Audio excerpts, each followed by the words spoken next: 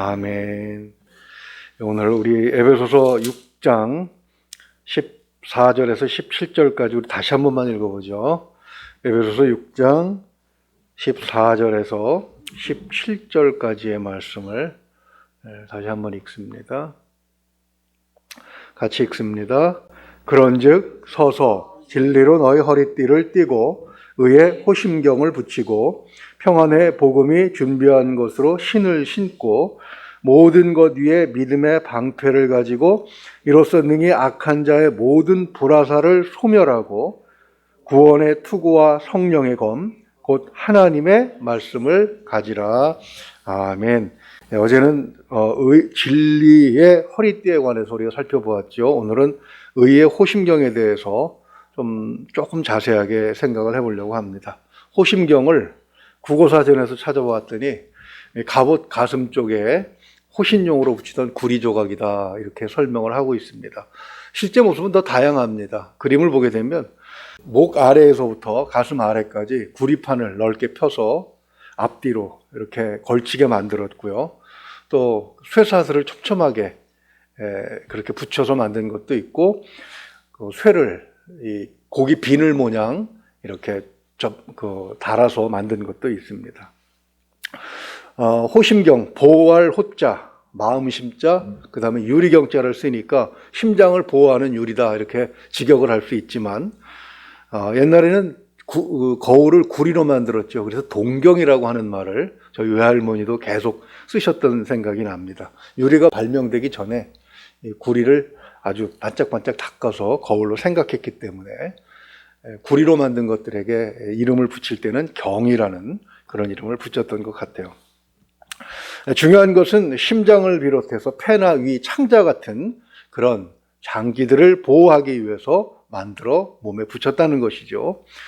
여기서 마음, 그죠? 심자, 마음 심자를 쓰고 있는데, 심은 성경에서도 심장을 의미하기도 하지만 마음을 의미하는데 훨씬 더 많이 사용이 되고 있습니다. 마음은 보이지 않는데 왜 지킬 필요가 있는 것인가? 또 마음이 어디에 있는데 그것을 어떻게 지킬 수 있는 것인가? 라는 질문을 가지고 그것을 지키는데 의의 호심경이라고 그랬습니다. 구리로 만든 것도 아니고 가죽으로 만든 것도 아니고 쇠조각으로 만든 것도 아니고 이것은 무엇으로 만든 것인가 한번 생각을 해보자는 것이죠. 우리의 마음이 어떤가를 먼저 생각을 해봐야 됩니다. 왜 지켜야 될 가치가 있느냐, 이런 생각도 왜 지켜야 될 이유가 있는가 또 생각을 해봐야 되겠죠. 마음에는 생각과 감정의 기능이 있습니다. 우리가 살아있는 그런 존재로 그렇게 자리매김할 수 있도록 만들어주는 것이 사실은 마음이라는 것입니다. 팔은 하나 잘려줘도 살 수 있습니다. 다리 한쪽 없어도 살 수 있습니다. 창자를 어느 정도 잘라내도 살더라고요.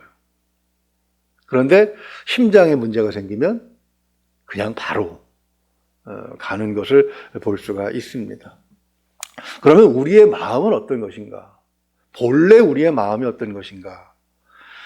창세기 6장 5절을 보게 되면 하나님께서 이렇게 말씀하세요. 여호와께서 사람의 죄악이 세상에 가득함과 그의 마음으로 생각하는 모든 계획이 항상 악할 뿐임을 보시고, 하나님 보시기에 마음이 악하대요. 악한 것을 뭐하러 지킵니까? 부패하고 더러운 것은 빨리 발견해서 제거하는 것이 나머지 것도 보호할 수 있는 것이죠. 그런데 이것을 지켜야 될 이유가 무엇인가? 사실은 처음부터 안 좋았던 것은 아닙니다. 우리가 하나님 앞에 창조될 때 하나님 보시기에 어땠습니까? 다 좋았지요. 그런데 다른 피조물들보다 사람을 만들어 놓고 더 좋아하셨어요. 왜요? 창세기 1장 27절을 보게 되면 하나님의 형상과 모양을 닮아서 우리가 창조되었기 때문에 그렇습니다. 하나님의 모양과 형상이라고 하는 것은 이런 모습이 아니고, 그죠? 마음.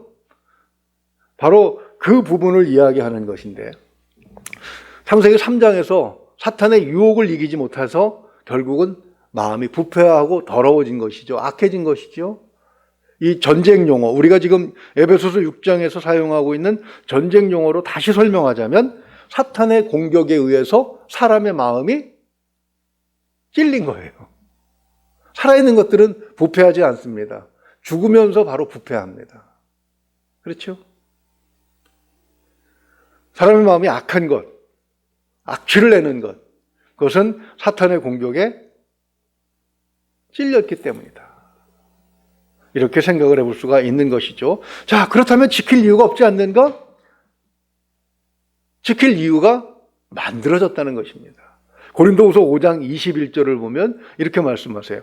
하나님이 죄를 알지도 못하신 이를 우리를 대신하여 죄로 삼으신 것은 우리로 하여금 그 안에서 하나님의 의가 되게 하려 하십니다. 의라고 하는 말은 헬라어를 찾아보면 법정 용어입니다. 누가 아무리 고소를 해도 흠잡을 것 없는 것. 디카이오 시네라고 해서 그 용어를 사용하고 있는데 바로 그 의, 그것도 하나님의 의가 되게 하려 하시기 위해서 값을 치르셨어요. 누구로요? 죄 없는 아들을 십자가에서 제물로 대신 받으시고 우리를 구원하신 것이죠. 그런데 이것을 지켜야 된다는 것입니다. 아니, 하나님께서 찾으셨는데 감히 누가 그것을 빼앗아갈까 봐 지켜냅니까? 그래서 우리가 하나님의 어떤 그 물건이 아니고 예수님께서 제자들에게 최후의 만찬에서 그렇게 말씀하셨죠. 이제부터 너희가 종이 아니라 친구라. 하나님이 우리에게 원하시는 것은 그저 로봇처럼 명령을 입력하면 또또또또 가서 움직이는 그런 종류가 아니고 생각을 가지고 의식을 가지고 대화하고 하나님의 말씀을 듣고 순종해서 자기 의지대로 활동할 수 있는 그런 존재들을 원하시는 것임을 알 수가 있는 것이죠. 그래서 지킬 수 있는데 더군 아무리 그렇다고 하더라도 하나님께서 되찾으신 것을 누가 과연 뺏어갈 수 있느냐? 그러나 성경을 보게 되면 여전히 사탄에게는 활동할 수 있는 시간이 주어졌습니다. 그 이야기는 우리가 이미 앞에서 많이 다뤘죠. 왜 하나님께서 그럼 사탄에게 그런 시간을 주셨느냐? 아직도 우리가 더 많은 연단을 받아야 하고 훈련을 받아야 될 이유가 있기 때문이죠. 왜요? 우리는 하나님 나라에 가서 평안하게 그저 쉬는 것이 아니라 거기서 무엇을 해야 됩니까? 왕 같은 제사장 역할을 해야 되기 때문에 지금 우리가 알지 못하지만 하나님 나라에 가면 어마무시한 일들이 우리를 기다리고 있다는 것이죠. 우리의 역할과 우리의 능력을 하나님께서 충분히 사용하실 수 있는 그런 준비들을 해놓고 기다리고 계신다는 사실을 우리는 짐작은 하고 있는 것입니다.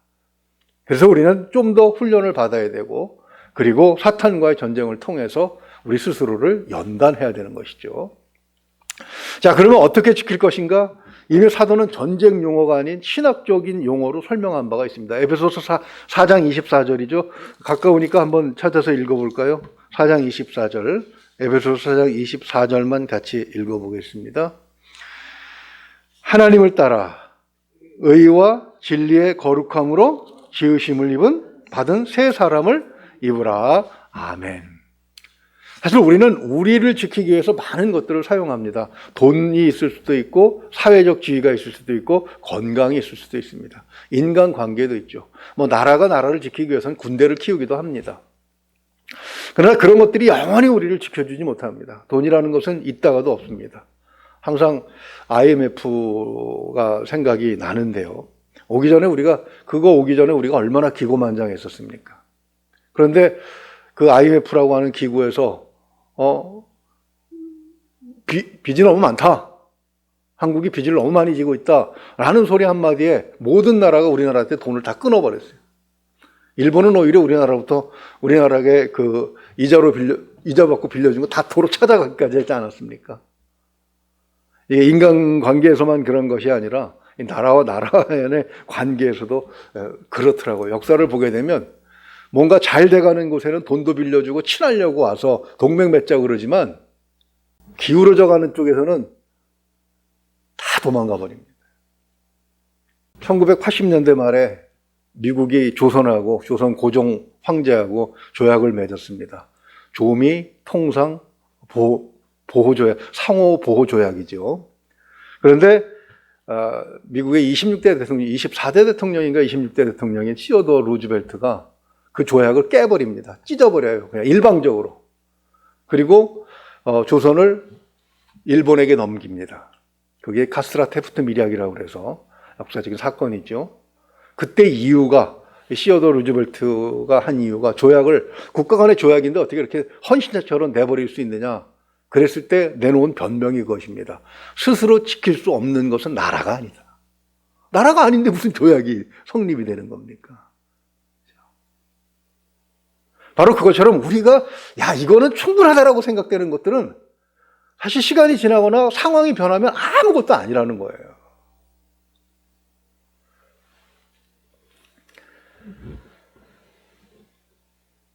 그 IMF가 오고 나서 얼마나 많은 사람들이 스스로 못된 짓을 했습니까? 관악산에서만 해도 여러 사람이 발견됐다는 그런 기록을 본 적이 있습니다. 또 얼마나 많은 사람들이 가족을 다 차에다 싣고 한강으로 뛰어들었습니까? 사람이 가지고 자기를 지키고자 하는 것들은 참 연약하기 짝이 없어요. 사회적 지위도 청문회를 보니까 낱낱이 파헤쳐지니까 이게 감당할 수 없는 것들이 많이 나오더라고요.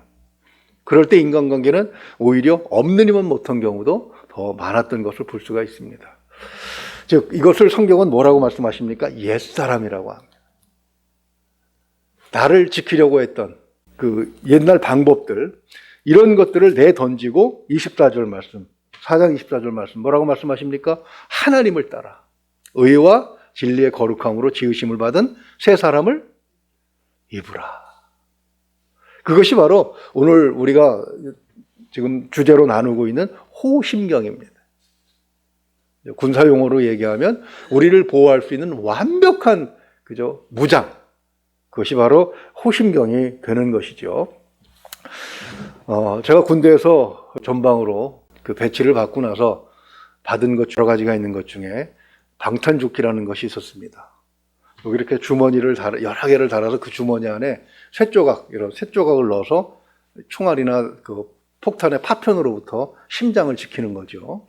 근데 너무 무거워요. 이게 걸치면 보통 불편한 게 아닙니다. 그래서 훈련 때는 다 벗어놓고 훈련을 하고, 그런데 그 10km 구보를 합니다. 혼자서 뛰는 것이 아니라, 혼자서 뛰면 뭐 운동 삼아 뛸 수 있는데, 이게 부대가 열과 오를 맞춰서 뛰다 보니까 빼는 힘들어요. 거기다가 짐을 메고 총을 들고 뛰어야 되니까 정말 귀찮습니다. 그럴 때 이 요령이 있는 고참들은 어떻게 하냐면 요 쇳조각을 빼내고 이걸 종이로 채우던가 그 플라스틱 조각이나 스티로폼으로 대신켜 놨습니다. 그런데 무장공비가 넘어와서 출정을 해야 된다고 하니까 막 다 그 종이 이것 빼내고 다시 쇳조각 찾아서 넣느라고 정신이 없어요. 들어보고 고참이니까 자기가 먼저 택할 거 아닙니까? 더 무거운 것 없나? 그거 찾더라고요. 아는 거죠. 그렇게 엉터리로 해가지고는 자기를 지킬 수 없다는 것. 그것처럼 성경이 오늘 우리에게 말씀하시는 것, 사도 바울께서 우리에게 말씀하시는 것은 그겁니다. 정말 전쟁이 있을 때는 진짜 지킬 수 있는 게 무엇인가? 가장 좋은 것으로 해야 된다. 팔다리는 하나 떨어져 나가도 심장이 살아있으면 우리는 살아있을 수 있다. 그때 제시하는 것이 바로 의의 호심경인 것입니다. 영적 전쟁은 훈련과 실전의 구별이 없습니다. 군대는 훈련과 실전이 구분이 분명하게 되는데 영적 전쟁에는 그 구별이 없죠. 왜냐하면 베드로전서 5장 8절을 보면 이렇게 말씀하고 있기 때문에 그렇습니다. 근심하라 깨어라 너희 대적마귀가 우는 사자같이 두루다니며 삼킬 자를 찾나니. 오히려 방심하고 있을 때 사탄은 공격해 들어옵니다.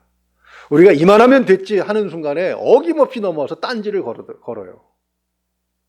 그래도 내가 예수 이 정도 믿으면 잘 믿지 하는 순간에 들어와서 어김없이 심장에다가 칼을 꽂아내는 것이 바로 사탄의 능력이라는 것입니다. 그래서 신앙의 전쟁, 영적 전쟁에는 훈련과 실전이 구분이 없어요. 훈련을 실전처럼, 실전을 훈련처럼 그렇게 해야 하는 것이 그리스도인의 삶이라는 것입니다. 어떻게 해야 되느냐? 고린도서 6장 7절을 보게 되면 진리의 말씀과 하나님의 능력으로 의의 무기를 항상 지니고 살아야 되는 것입니다. 앞에서 말씀드린 것처럼 사람의 의로는 구멍이 항상 뚫립니다. 아무리 공부를 많이 해서 박사학위 여러 개 갖고 있어도 막상 보면은 취약한 군형이 또 있어요. 아무리 사회적 지위가 높아서 대통령이 되더라도 우리나라 대통령들은 또 끝나고 나면 또 어디로 꼭 여기 안양을 방문하시지 않습니까? 요 안양 형무소에, 여기 구치소에 오셨다가 형무소도 가시고 그러시더라고요. 지금도 아직 계신 분도 계시죠. 바로 사람의 의로 무엇을 하는 것이 아니라 사람의 논리나 세상의 상식, 심지어 과학 같은 것도 시간이 지나면 또 변하지 않습니까? 그런 것이 아니라 창세전부터 변함이 없는 예수 그리스도의 의만이 우리를 온전하게 지켜낼 수 있다는 사실을 우리는 꼭 기억해야 되는 것이죠. 어떻게 하면 그것을 온전하게 사용할 수 있느냐? 우리는 늘 판단을 하고 어떤 결정을 내리면서 살아갑니다. 세상이 늘 우리에게 그것을 요구해요. 이마트 가도 그냥 쌀 한 포 사려고 해도 딱 보면 여주쌀도 있고 이천쌀도 있고 가격도 천차만별로 붙어 있어요. 갑자기 당황스러워집니다. 뭘 사야 되지? 합리적으로 따져서 가격, 또 맛, 이런 거 따져서 결정을 내리는 동안 많은 시간이 걸리기도 합니다. 우유를 하나 사더라도요, 웬 메이커가 그렇게 많습니까? 그냥 우유 하나 딱 사면 되는데, 뭐 서울 우유도 있고, 남양 우유도 있고, 여러 우유도 있습니다. 거기다가 또 같은 회사라도 또 제품이 또 달라요. 뭐 저지방 우유도 있고. 어느 때 우리는 어떤 판단과 결정을 항상 내리면서 살아가는 것이죠. 그런데 정말 중요한, 인생에 있어서 정말 중요한 그런 판단과 결정을 내려야 할 때가 있습니다. 그때 내 생각과 내 경험과 내 입장만 가지고 결정할 때는 반드시 뭐가 생겨요? 구멍이 생길 수밖에 없다. 그때 필요한 것이 무엇입니까? 내 생각이 아니라 그리스도의 생각. 내 입장이 아니라 그리스도라면 어떻게 하실까?